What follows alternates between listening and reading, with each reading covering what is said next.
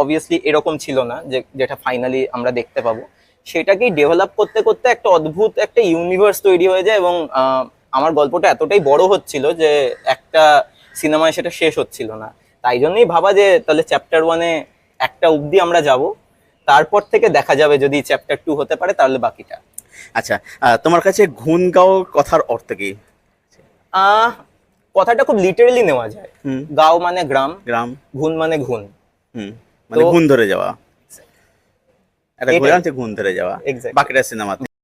আমার সঙ্গে এই মুহূর্তে রয়েছে ঘুনগাঁও, পেছনে দেখতে পাচ্ছেন পোস্টার, তার পরিচালক সৌম্য রায় চৌধুরী। তো তোমাকে ওয়েলকাম। আচ্ছা, সবার আগে বলো যে ঘুনগাঁও এই সিনেমাটার ইন্সপিরেশন তোমার কোথা থেকে আসলো, কিভাবে আসলো? এই ইন্সপিরেশন বলবো না, তবে বেসিক্যালি আমি প্রচন্ডভাবে থ্রিলার জনারটা দেখি তো, এবং প্রচন্ডভাবে বলতে পারো ওয়ার্ল্ডের মোটামুটি সব ল্যাঙ্গুয়েজেরই থ্রিলার আমার খুব ভাল লাগে।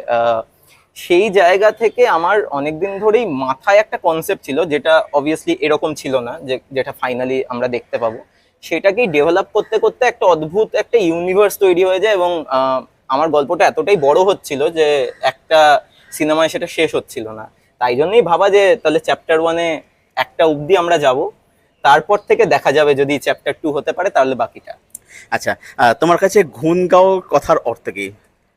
আহ কথাটা খুব লিটারেলি নেওয়া যায়। হুম। গাঁও মানে গ্রাম, গ্রাম। ঘুন মানে ঘুন। হুম, মানে ঘুণ ধরে যাওয়া, একটা এটাই। ঘোরাতে ঘুণ ধরে যাওয়া। Exactly. বাকিটা সিনেমাতে। বাকিটা cinema। আচ্ছা, এবারে বলো যে এই যে আমরা দেখতে পাচ্ছি যে এখন বাংলাতে যারা এক্স অডিয়েন্স আছে তারা শুধুমাত্র ফ্যামিলি ড্রামা এইগুলো দেখছে, সেখানে এরকম একটা ডার্ক একটা হরর থ্রিলার, এবং যেখানে একদিকে ইউথটা মানে বাংলাদেশে প্রায় দেখছে না বলা যায় আর কি, সেখান থেকে তোমরা কতটা কনফিডেন্ট ছিলে এই ছবিটা বানানোর পেছনে? দেখো, কনফিডেন্স একটা এমন একটা জিনিস না, সেটা ওই নিজের ওপর রাখতে হয়। কারণ আমি যদি এখন ভাবি যে কি চলছে কি চলছে না, তাহলে কিন্তু এক ধরনের জনারের ছবি হবে, নইলে সম্ভব না। আমি আমি এখানে একটা এক্সাম্পল বলবো। জয়ব্রতর একাডেমি যদি না বেরোতো, মানুষ জানতো না যে একাডেমির অডিয়েন্স আছে, ঠিক আছে?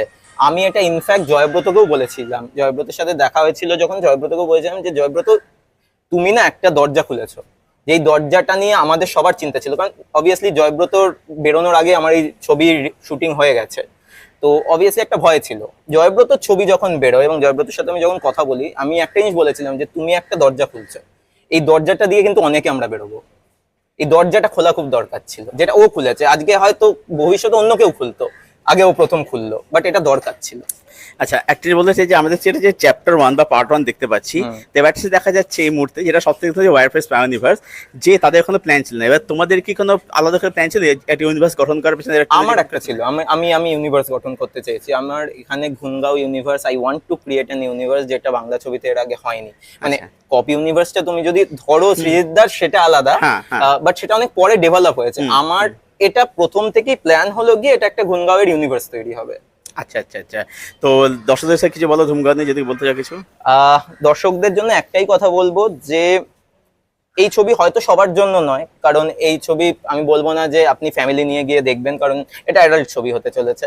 হ্যাঁ, কিন্তু যদি আপনি মনে করেন যে বাংলা ছবি অন্য অন্য ধরনের জনার দেখবে, ড্রয়িং রুম থেকে বেরোবে, বাংলা ছবি নিজের যে স্ক্রিন প্লের ভাষা, টেকনিক্যাল ভাষা, সেইটাকে বদল করবে, এবং এটা কমার্শিয়াল ছবি, এটা আমি কোনো রকম আলাদা করে মেসেজ দিতে চাইছি না, ঠিক আছে? এন্টারটেনমেন্ট যদি চান আসুন, দেখুন, যদি ভালো হয় তবে আমরা একটা নতুন জগৎ খুলতে পারবো ঘুনগাঁওয়ের পৃথিবী।